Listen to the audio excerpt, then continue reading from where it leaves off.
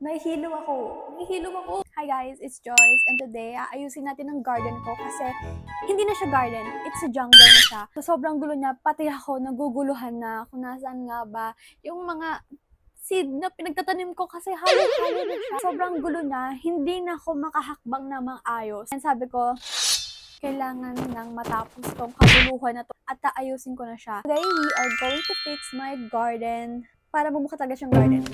Garden tour! Ito ang aking garden. May 8 likes na siya. Thank you sa mga nag-like na to. And of course, our passport picture.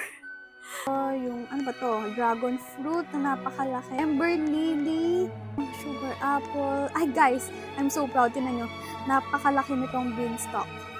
Yeah, 5 million girl. Punta naman tayo sa loob. Nakita nyo, sobrang gulo. Hindi na akong pakakbang maayos. Ayan siya. Naghahalo-halo na yung mga flowers, yung mga coconut trees, grapes. Hindi ko na alam kung paano siya. And ayoko ng ganito. Hilong-hilo na ako sa nangyayari. Kaya aayusin natin siya. And mag-start tayo sa pag-harvest. Yes, i-harvest natin. Lahat. Hindi, wag lahat-lahat. Hindi ko pala kaya. Medyo may attachment issue ako dito. Let's harvest. Hi guys! Let's harvest all our fruits. As you can tell, meron akong reclaimer tapos tinry ko siya sa mushroom. Hindi pala gumana. Anyway, this is ASMR.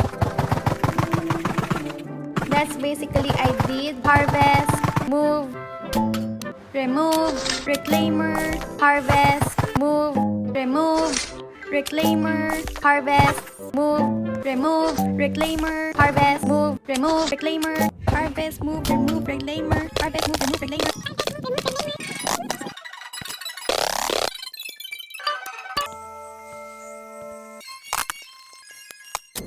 Ito na ang ating garden. And nakita nyo ngayon, sobrang aliwalas na, hindi na magulo. Nakadaan na tayo ng maayos, na hindi tayo natatapilok, hindi tayo na sobrang spacious na ng garden natin. Quick tour tayo.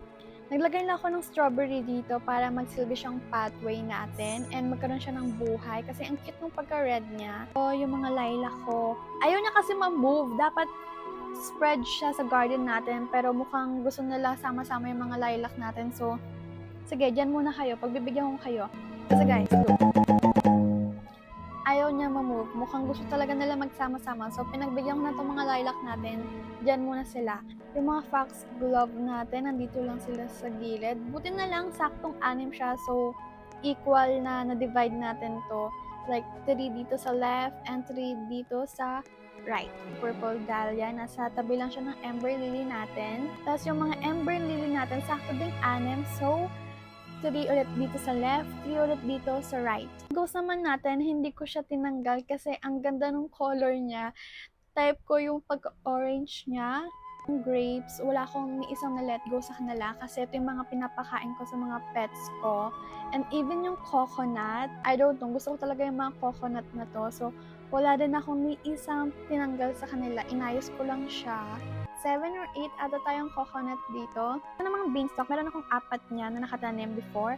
But, ginawa ko na lang seed. Nagtira lang ako ng isang beanstalk kasi sa lahat ng seed, ito yung pinakamalaki and ang laki talaga ng nasakop niya. So, isa na lang yung tinira ko. Inaantay ko rin kasi magkaroon ng mutation itong malaking beanstalk na to bago ko siya i-harvest.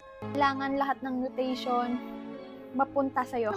That's it guys. Ayun naman, hindi pa tayo talaga nag-decorate ng garden. Talagang ni-reset, inayos lang natin siya para hindi siya maging jungle at maging garden na siya talaga.